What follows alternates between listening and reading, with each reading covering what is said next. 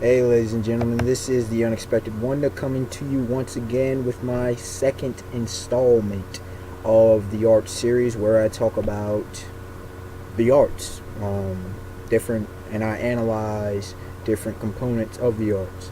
Now, I did a video a few months back to start this off. It was about music. You know, it's been so long that I've forgotten exactly what I talked about. Go check it out. Good stuff, good stuff. And this time, I will, as you can see, be talking about bad writing. Now, bad writing, I've been I've been dealing with this subject, especially a lot here on YouTube, talking about,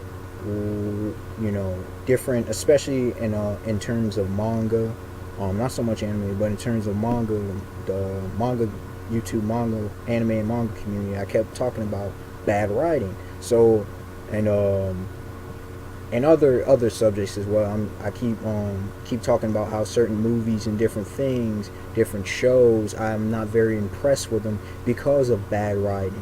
Okay, and in this video, I will talk about the 6 elements and describe to them why this leads to bad writing, why this hinders a story. It can even make a story ungreat.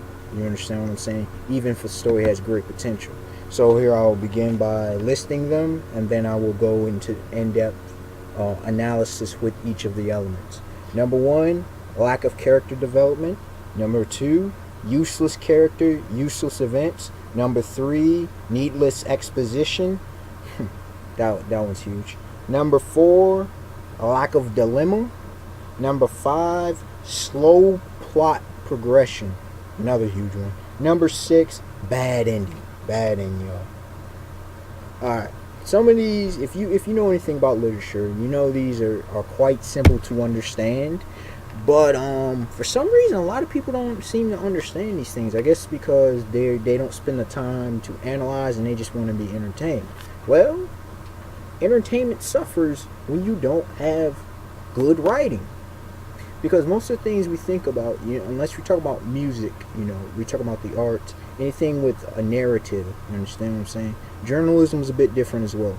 But if you're doing anything with fiction, to some degree non-fiction, but mostly if you're talking about fiction, which most people are into, because fiction such is arguably the broadest category of literature. These elements, if these components of bad writing, even one of them can be a turnoff from the narrative.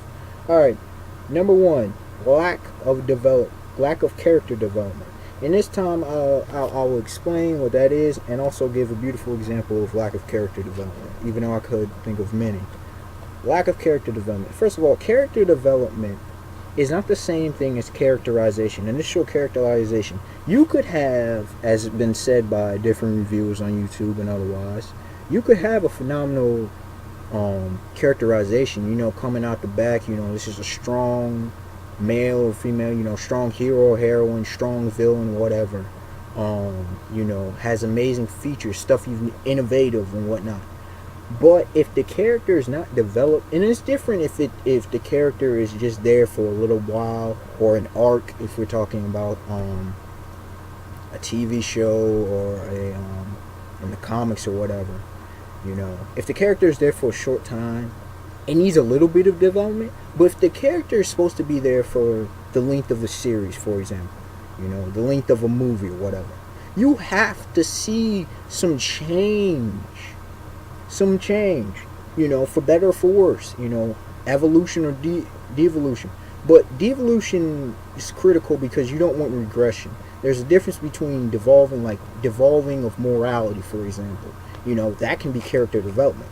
But devolution, but regression means you're going backwards in your character development. We don't want that. Character development is key to, it's key.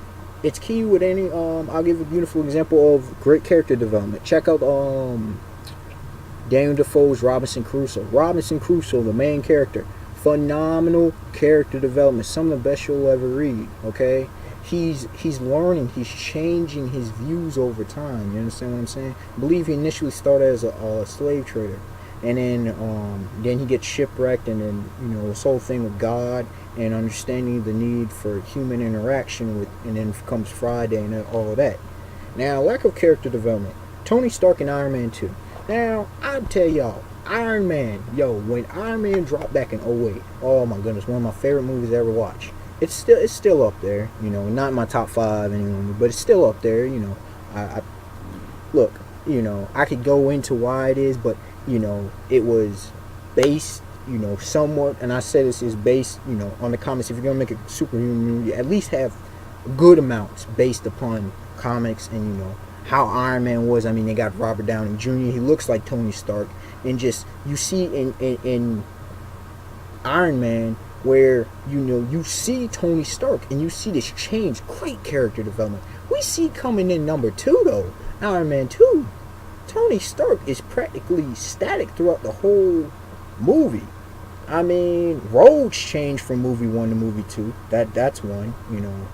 Rhodey, Lieutenant Rhodey, who became War Machine. You see Pepper Potts get some character development.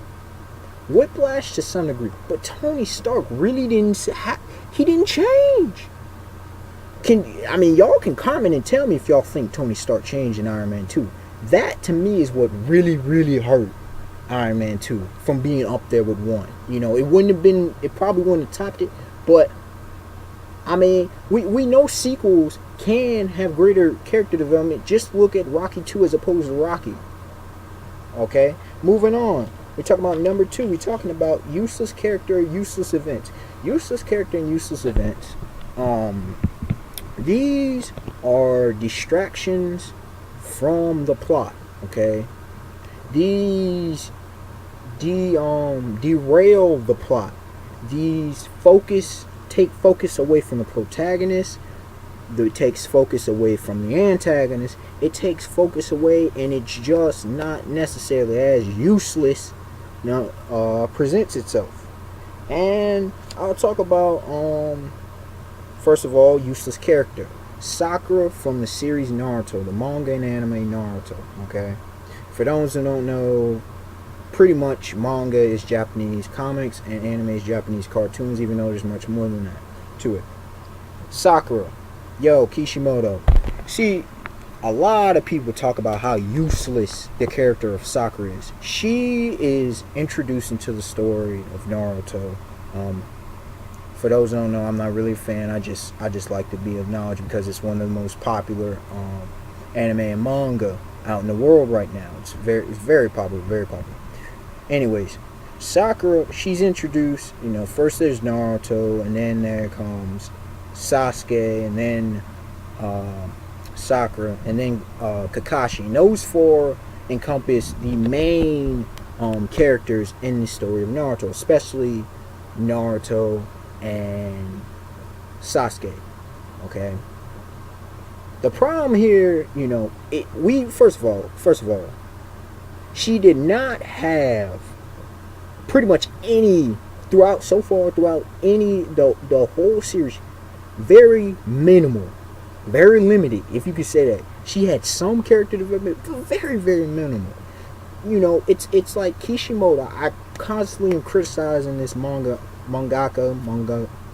however you want to say it, the manga author, the manga writer, Kishimoto, for his, bad writing. Bad writing. Kishimoto is known for his bad writing. And here's a beautiful example. He throws in Sakura, for example, in this 4th Great Shinobi War, the current arc. Sakura, okay, people say, oh, she's not useless. She's a medic. She's a medic shinobi, a medic ninja. She doesn't really heal, okay, till Sasuke shows up. Her love obsession.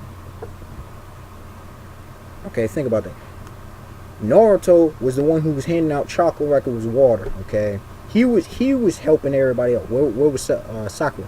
Okay, and then Sakura, okay, you ain't doing your design job very well, so we're gonna see what you can do on the battlefield. Not a whole lot. But she has the nerve to say she's up there with Naruto and Sasuke, 2 of the most powerful people in the Naruto world. She just takes that panel time that she took up could have been used to show, Naruto and Sasuke fight more. Maybe Kakashi. Maybe we could have seen some character development. We could have seen some Rock Lee action up in there. We could have seen other shinobi, try to take down the Jubi and Madara, which were the two main opposing forces. We could have seen some Madara epicness. But no, we had to see some Sakura stuff. And it's just like leaving you just like, I don't care, because you didn't build up this character. This character distracts from the plot. She's just there. And she had to be saved after she did her attack. Like, no. We don't need that. Useless characters. And then as far as in a useless event, as much as I love the series One Piece, and then those who know my channel, those who know me, okay, as much as I love it, the Foxy arc, useless events. Now, as a premise, I will say this though, it did bring up some valid points. It brought up the Davy back fights. That was an very interesting concept, something I never thought of.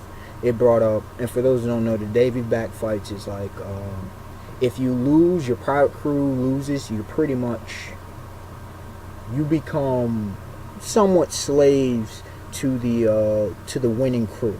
Okay, so it was high stakes gambling. You also had the fact that the Straw Hat crew, the main crew in the One Piece world, the One Piece story, my bad, of the One Piece story, there was danger. It was possible foreshadowing that Ichiro Oda, the writer of One Piece, the mangaka of One Piece, saying there's a possibility that not all the Straw Hats are going to make it to the end of the story. At least not well. We don't know. There was also foreshadowing of possible alliances, which we're now seeing in the New World. So there was some good elements in that. And we also saw the greater connection with the relationships. We saw, character growth in several of the Straw Hats. That was doing great. But let me tell you, the Foxy arc. Now I won't tell people to skip. I don't tell people to skip arcs in One Piece. But the Foxy arc, especially in the anime. Oh, and one more element that was great. It was the Noro beam, aka the slow beam, that Foxy had, and it showed that some strange abilities in One Piece. It was a Devil Fruit power.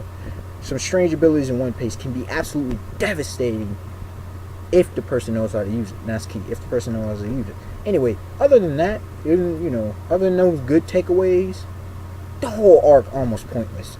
It was just like, and it's not filler. That's the problem. It's not filler. It's like, Oda, why? I mean, I would ask Oda, why did you have to put it? At least he could have given a couple chapters, whatever. A whole arc on people, a villain we don't care about. A villain that's just annoying, or antagonist, because he's not a villain. An antagonist that's annoying, just the whole concept, unlike One Piece at all. And I mean, you can say that's a good element, but it was cheesy how it was done in the anime. At least it was frustrating. It's like, can we go on? Can we move on? Because it's slowed, and I'll get in my next section. It's slow plot progression. Well, not my next section, one of my last sections. It's slow plot progression. And that was the main kicker. It was like useless events, slow plot progression. And it and it makes the reader, it distracts the reader, just like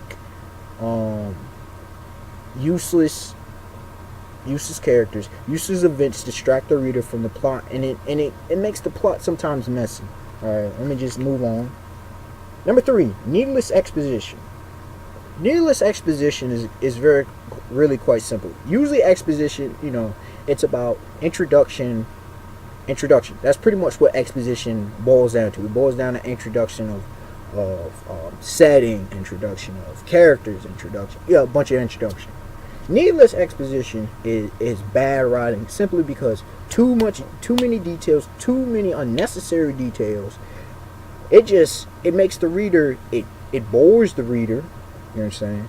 Remember, and I'll tell you, literature is a form of entertainment. It is. Even though it's creative and all that, it's a form of entertainment. We're here to be entertained amongst other things. You know what I'm saying? Needless exposition bores the reader to death. all these, too many details. We can't imagine. The human brain only goes so much, and then it shuts down. It's like, yo, I don't care about this. And it may have a great plot, a phenomenal plot, but if the exposition is too wordy, too detailed, unnecessary, it's really, and here's the kick, it's unnecessary details. Because you need details, but unnecessary details. Oh, this is such and such a day happened, this, y'all get where I'm coming from. Now, two examples of this. You see Mary Shelley's Frankenstein. Oh my goodness. I tell you this, one of the greatest plots ever written, one of the greatest, some of the greatest themes ever seen in a novel. And, it's a great framework for what you want to see in horror literature, a horror story. But the beginning of Frankenstein. Now, I came into this because I read the illustrated classics version, the kid version relatively, when I was younger. So it was my senior year of high school, and my English teacher, I was in an AP literature class, and my English teacher's like, we're gonna read Frankenstein. In the beginning, oh my goodness, there were 6 letters from Robert to his sister. I think his sister's name was Mary. I forget who his sister's name was. Irrelevant. I get the whole thing. It's how the story's being told for the most part. But you could have cut that down to 2 letters. All the extras. We don't care about Robert. Robert is not the protagonist of the story. Victor Frankenstein is. And the main, the antagonist, at least the main one, is Frankenstein's monster, who actually doesn't have a name, who's often called Frankenstein, but he's not. Victor Frankenstein is the protagonist. Frankenstein's monster is the antagonist.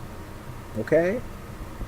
Robert is pretty much irrelevant except for being the storyteller, a main character, but it's just a storyteller. He's telling what Victor Frankenstein told him, and then what he saw after, for example, Frankenstein's death, Victor Frankenstein's death, and then he saw what Frankenstein's monster did.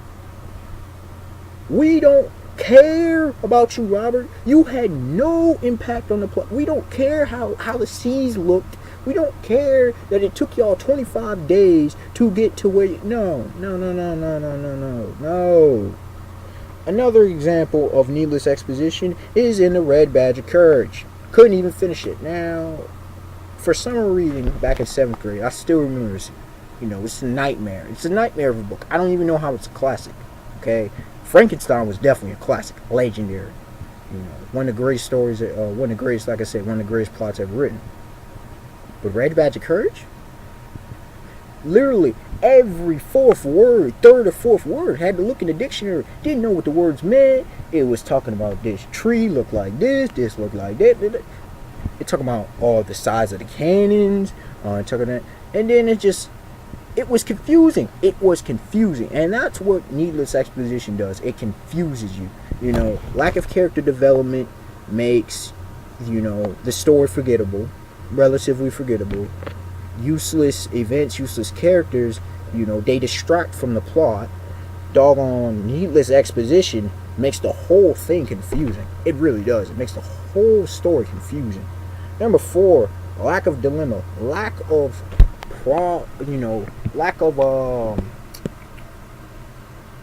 not necessarily a lack of conflict, because conflict is necessary, especially in all of fiction. Conflict is necessary. If you don't have conflict, you won't have a great story. It's just that simple. But lack of dilemma means lack of choices. Lack of choices. That's huge. Lack of choices. Choices to showcase who a character really is. It showcases character development or devolution, whatever. It showcases if this is a static or dynamic character. The dilemma is huge. Dilemma is just huge. But, for example, a lack of dilemma. Animal Farm. One of my all-time favorite stories, Animal Farm. For those who don't know, George Orwell's Animal Farm. I'm not even gonna get into it because that could be a whole separate video on the significance of animal farming and actually how it actually affected me. But that's besides the point. those who know the story Animal Farm, the character Boxer, the horse, the powerful horse. Now, coming away from that, still to this day, I read that in ninth grade. It was freshman summer reading, I believe. Okay, I read that. And at first, I didn't understand the character of Benjamin till just recently, thinking back, like, understand his psychology. I understood the character of Boxer's psychology, but both of them at the time left me frustrated. Like I said, I've changed my view on the character of Benjamin, and I will actually talk about that in a future video coming very soon. But the character of Boxer, okay, you see that, uberly frustrated, ridiculously frustrating, the character of Boxer, because Boxer is mindless relatively. Like, he's a hard worker and everything, and I understand his significance to the story, but the character of Boxer is mindless. He does not challenge Napoleon and the rest of the pigs that rule. And what's so frustrating is the fact, like I said, I understand the significance of the slave class, that, you know, the ignorant slave class, or the you know, the government. What I get that there's many levels, but Boxer as in and of himself, we talk about a character. We're not talking about a system. We're talking about a character. You know, although he may embody these things, the fact, you know, I say this historically as well. When the people who are oppressed do not, you know, I'm not saying they act stupidly, but when the people who are oppressed do not see that they need to be free, that is very frustrating. Because it's like, because remember, these animals in Animal Farm were made to be very humanistic, okay? Not necessarily, you know, secular human, but being have the personas of being very human, okay? Humanity. So Boxer, yo, the dude doesn't challenge. And if that was natural, if that was the case, especially in nature, he's, you know, survival of the fittest. He's the strongest creature on Animal Farm, probably in Animal Farm. The dude does not try to take his place as a leader. He doesn't even try to. He doesn't try to be a rebel. He does nothing. He just mindlessly, aimlessly follows what Napoleon and pigs say, because they say it. Almost like they're these gods now. And it's a turn off, you know. He has no choices. He doesn't, and the story does not present him with any choices at all, but mindlessly following his leaders, his rulers, I should say. If Boxer would have challenged, the whole storyline of Animal Farm completely different. That's the essence, and that's the number one knock I have against Animal Farm, is the lack of dilemma. The lack of dilemma would have changed the whole story if Boxer would have been that character. Moving on, and y'all can see this is a long video, but this is a lot of the discussion here. This is it's important, man. Let me just say it. This is important. Number 5, slow plot progression. Slow plot progression, yo, man. I don't know, even worse than lack of dilemma. Like I said, you know, Animal Farm was still great, even though it lacked dilemma sometimes with some of the characters. What the fact of slow plot progression can kill a story, can kill it or make it very much less enjoyable. Very much, you know, very, very much. Slow plot progression, and this is just, I'm isolating this just from all the 4 elements I presented beforehand. Okay, slow plot progression. Now I give the example of the soap opera with Bold and the Beautiful. Now I'm not an avid watcher, but I'll see it from time to time. You know, I remember seeing it, just seen it from time to know about it, whatever. You know, it's had 30, 40 years, so it's a longevity. So a lot of people know that. The problem with that the story of the Bold and Beautiful is, yo, literally, you can have the same storyline for months. You could literally come back from the show being away 3, 4, 5, 6 months at a time, have the same events being dealt with. That turns off a lot of viewers. I know you've been around for a long time, but you got to get on the ball. You got to move this story along. I don't, it doesn't matter if something's been around for 50 years. If the story stays in the same place, humans lose interest. Remember, it's a form of entertainment. You got to move, and especially if they focus on this or revisit the same themes that they dealt with the characters for years. So, no, I don't have to extend that. Y'all get it. Y'all know what slow plot progression is, because you can point it out very easily. And number 6, bad endings. Now, when I was thinking of this video, I was coming up, I came up with them 5, but I'm like, yo, what can finish off this discussion? Bad endings. I know plenty of folk, it'd be like, hate a bad ending. And the example I gave, Dark Knight Rises. Like, there is many things I could talk about what made me dissatisfied with that movie, I mean, it was an okay movie, but I knew it wouldn't beat The Dark Knight, but The Dark Knight Rises, oh! And actually, it accompanied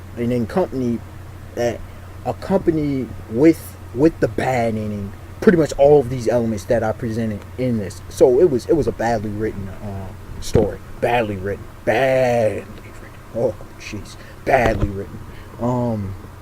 With the bad ending, though, I did like the fact, I will say this, I did like the fact of how it ended with, Bruce Wayne and Catwoman, off in Paris, showing retirement, showing that he was able to retire, from being Batman, because it was weighing a heavy toll on him. You see what happened with him and Rachel in the Dark Knight, so that was cool.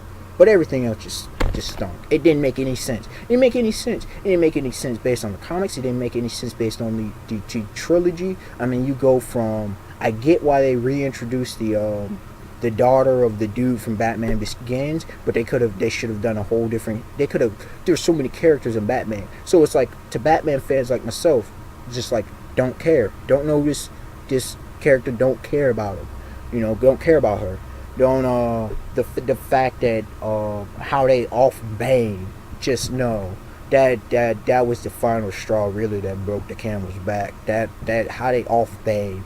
Because Catwoman came in and saved Batman, hit the dude with a motorcycle or something like that. It's been a little bit since I've seen the movie, but it was just like, yo, we talking about Batman, one of the greatest characters ever, one of the most powerful in the DC universe. Yeah, he actually is.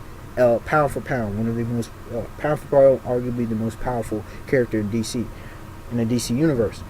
We talking about how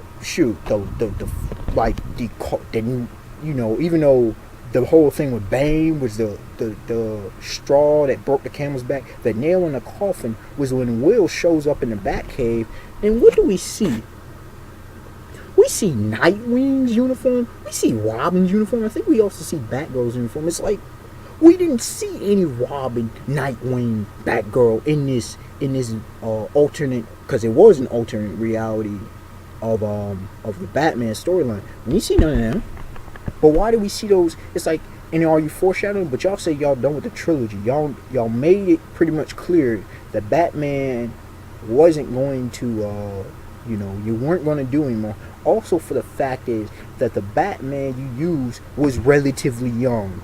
Which, to anybody who knows Batman don't retire that young. Actually, that whole thing that started the movie, just like I said, I don't want to bore y'all, I don't want to kill you. What I'm saying is, bad endings, yo. It's what we remember last.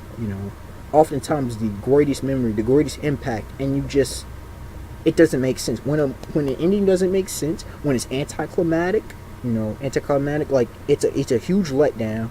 When the fact is, that it leads, it's possible foreshadowing, or it's leading. Now it's different if a movie gets canceled, whatever. But if it doesn't, it presents a possible option that very likely, according to the whole plot, won't happen. I'll give an example of how I knew movies were coming. Iron Man, the way they ended Iron Man, excellent. The way they ended G.I. Joe, the Rise of Cobra, the first one, excellent. The way there's just a couple recent examples. I think, what was it, the first Transformers? Excellent way of ending it. We knew that more was to come, but the way that the Dark Knight Rises ended, no. Like I said, I won't try to keep y'all any longer. My bad, yo. This is just my talk, discussion on the arts, bad writing. This segment, like I said, I'm sorry if it was a little long or too long for y'all, but I tried to actually condense it as much as I could, because I probably could do a couple hours discussion on this, because there's many more elements to what bad writing versus good writing is. Alright, this is the Unexpected Wonder. Like, comment, subscribe. Hope you all have a beautiful day, beautiful night. Peace. God bless.